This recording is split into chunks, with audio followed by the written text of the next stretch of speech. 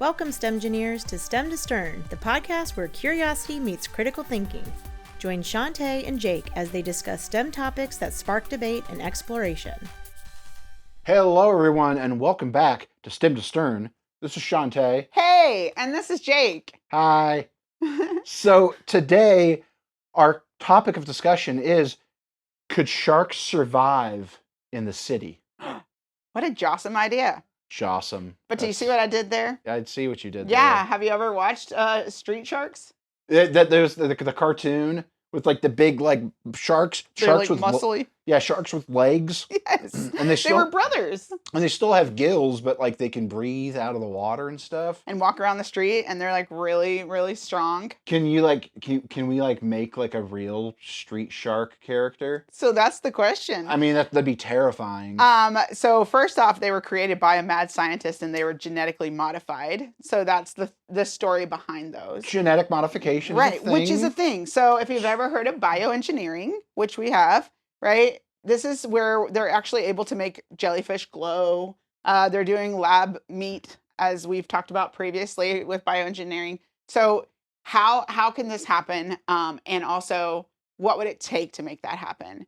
If you think about sharks, right? They've been around for how long? Long time. Yeah. Like the sharks have been around like for longer than like the dinosaurs. Like they found their niche and they just stuck with it for millions of years. Exactly. And you look at stuff, there's not been a lot of like modifications that are happening within them when it comes to that. Like any type of evolution through time, not really a lot going on with those. Yeah, they figured it out early. Yeah, they did. Just eat other fish. Check. But if you think about that, and if there was modifications that happen through evolution, it takes generations for that to take place. Many. And if you think about now, like birds, for instance, I know that birds have increased their sound. So then when they're singing, it's getting louder and louder. Why? Oh, because we've invented automobiles and all of the city is getting louder and louder. And so they're having to increase the sound.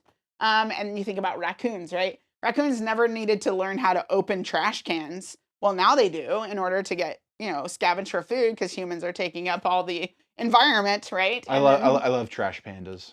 Same. They're great. It's another word for raccoon. In case you didn't know. But think about that and like how that works. With sharks, though, in order for them to go from the ocean to land, that's a lot of evolution that needs to take place for them to function. We don't have a lot of salt water just laying around, and they do have to have that. No. They can't just walk through a puddle of rain and be like, good, we're satisfied.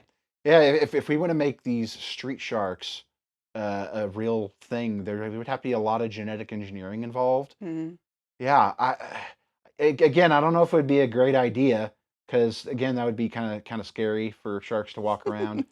You couldn't just give them a Metro card, throw them in Grand Central Station and be like, you got this. Yeah, like New York City's already like a really very diverse and strange place. Then you throw sharks in the mix. It's terrifying. What's going to happen? We don't need that. But I do think there has been a lot of positive of genetic modification when it comes to animal adaptation to help with animals that it's taking so long for them to adapt to what's happening around us, because we're obviously mucking up the works for animals a lot with what we're doing and our pollution and things. So with that being said, though, like when you think about like biomimicry and stuff, that concept that we're taking from animals and using to help us is also a thing that I think is interesting and actually helpful when it comes to the animal evolution and what they're doing. It's helping us also.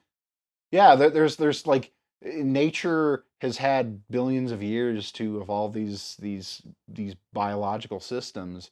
And why not take a note from nature? Because nature's already developed these engineering solutions to a lot of things, and using that in our science and our other STEM fields to solve problems. Pretty neat. Mm-hmm. All I'm saying is that we should probably make sure that when we are learning from nature and learning from animals, that we're also making sure what we're doing is not negatively impacting where they have to evolve faster, because that is part of the problem. We do need genetic modifications because we're changing the world around them so fast, and it takes, again, generations for them to naturally adapt. Mm-hmm. So that's why I think about that and think, what does that look like for us and for them? So I know that in the cartoon Street Sharks, like, and again, kids, check it out. It's a Watch it. classic from the '90s, and that and Biker Mice from Mars. That was one of my favorite shows when I was a kid. But here's the thing: like, we're not necessarily like. There's one interpretation in the Street Sharks universe, like these are intelligent sharks that can like talk and like they like interact like humans and stuff.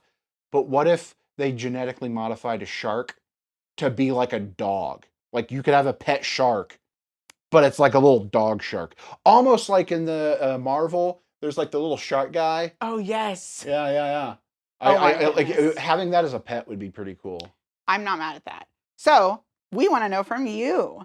Is there any animals that you would love to see modified to the point of being able to live among us? And what would that look like? To walk on the street or be in the ocean instead of on land? What would that look like? And what ones would you be interested in exploring more about? Yeah, keep being jawsome. Yes. Sorry, please. I just stole that from you earlier. You did that originally. This so. just lets us know it's time to go. So Yeah. thanks for watching. Thanks for tuning in to STEM to Stern. We hope today's episode got you thinking. If you enjoyed the discussion, subscribe and share it with others. And be sure to check out our show notes for free resources and links that go along with today's episode. Until next time, keep questioning and keep exploring, STEM engineers.